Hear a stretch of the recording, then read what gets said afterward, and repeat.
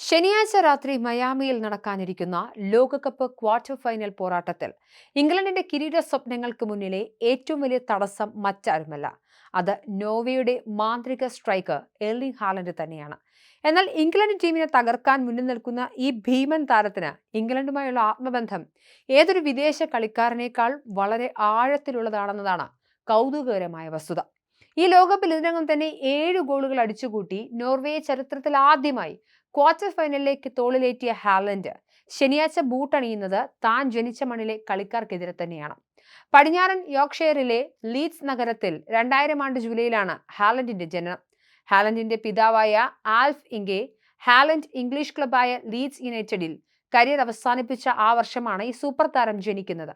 പിതാവിന്റെ ഫുട്ബോൾ കരിയറിൽ നിന്നും പ്രചോദനം ഉൾക്കൊണ്ട് വളർന്ന ഹാലൻഡിന്റെ ജീവിതത്തെയും കളിയെയും രൂപപ്പെടുത്തുന്നതിൽ ഇംഗ്ലണ്ടിന് വലിയ പങ്കുണ്ട്. ഹാലൻഡിന്റെ പിതാവ് 10 വർഷത്തോളമാണ് ഇംഗ്ലണ്ടിൽ ഫുട്ബോൾ തട്ടിയത്. നോട്ടിംഗ്ഹാം ഫോറസ്റ്റിലും ലീഡ്സിലും മാഞ്ചസ്റ്റർ സിറ്റിയിലുമായി അദ്ദേഹം മികച്ച പ്രകടനവും പുറത്തെടുത്തിരുന്നു. താൻ ജനിച്ച നഗരമായതുകൊണ്ട് തന്നെ ഇംഗ്ലണ്ട് തനിക്ക് എപ്പോഴും സ്വന്തം വീട് പോലെയാണെന്ന് മുൻപ് മാഞ്ചസ്റ്റർ സിറ്റിയുടെ ഔദ്യോഗിക വെബ്സൈറ്റിൽ നൽകിയ അഭിമുഖത്തിൽ ഹാലൻഡ് തുറന്നു പറഞ്ഞിട്ടുണ്ട്. UK-യിൽ ജീവിക്കുമ്പോൾ തനിക്ക് വലിയ സമാധാനവും സന്തോഷവും തോന്നാറുണ്ടെന്നും തന്റെ മാതാവിന് ഇംഗ്ലണ്ടിലെ ആചാരങ്ങളും പാരമ്പര്യങ്ങളും വളരെ ഇഷ്ടമാണെന്നും ഹാലൻഡ് വെളിപ്പെടുത്തിയിരുന്നു. പിതാവിന്റെ കളി നേരിട്ട് കണ്ട ഓർമ്മകൾ കുറവാണെങ്കിലും ചെറുപ്പത്തിൽ ഇംഗ്ലണ്ടിലെ സ്കൂളിൽ പോയിരുന്ന ചില ചിത്രങ്ങൾ ഇപ്പോഴും തന്റെ മനസ്സിൽ മിന്നി മറയാറുണ്ടെന്നും താരം ഓർത്തെടുക്കുന്നു.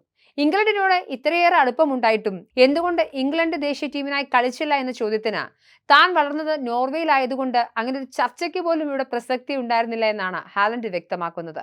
തന്റെ ജീവിതത്തിലെ 14 വർഷവും നോർവേയിലെ ബ്രൈൻ എന്ന സ്ഥലത്താണ് ഹാലൻഡ് ചെലവഴിച്ചത്. ഒരു 4 വർഷം മാത്രമാണ് താരം ഇംഗ്ലണ്ടിൽ ജീവിച്ചത്. അതുകൊണ്ട് തന്നെ നോർവേ ടീം തെരഞ്ഞെടുക്കുക എന്നത് തികച്ചും സ്വാഭാവികമായ കാര്യമായിരുന്നു എന്നാണ് ഹാലൻഡ് തന്നെ വ്യക്തമാക്കുന്നത്.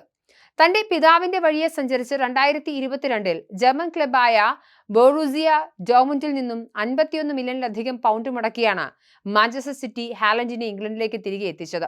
ഡോർട്ട്മുണ്ടിനായി 89 മത്സരങ്ങളിൽ നിന്നും 86 ഗോളുകൾ അടിച്ചുകൂട്ടിയ ഹാലൻഡിന് ഇംഗ്ലീഷ് പ്രീമിയർ ലീഗിൽ തിളങ്ങാനാകുമോ എന്ന് സംശയിച്ചവർക്ക് വെസ്റ്റ് ഹാമിനെതിരെയുള്ള അരങ്ങേറ്റ മത്സരത്തിൽ തന്നെ ഇരട്ട ഗോൾ അടിച്ച് താരം മറുപടി നൽകിയിരുന്നു.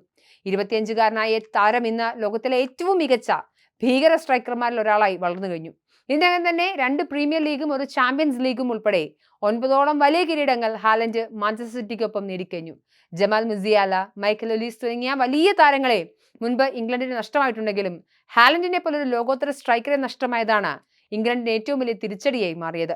ശനിയാഴ്ചയാണ് മയാമിയിലെ മൈതാനത്ത് സ്വന്തം ജന്മനാടിന്റെ ലോകകപ്പ് മോഹങ്ങൾക്ക് ഹാലൻഡ് അതിനെ തടവീഴ്ത്തുമോ എന്നതാണ് ഇനി അറിയേണ്ടത്. എന്തായാലും അത് അങ്ങനെ ഒരു കാര്യം സംഭവിച്ചാൽ ഫുട്ബോൾ ചരിത്രത്തിലെ ഏറ്റവും വലിയ ക്രൂരമായ വൈരുദ്ധ്യമായി അത് മാറുമെന്നത് ഉറപ്പാണ്.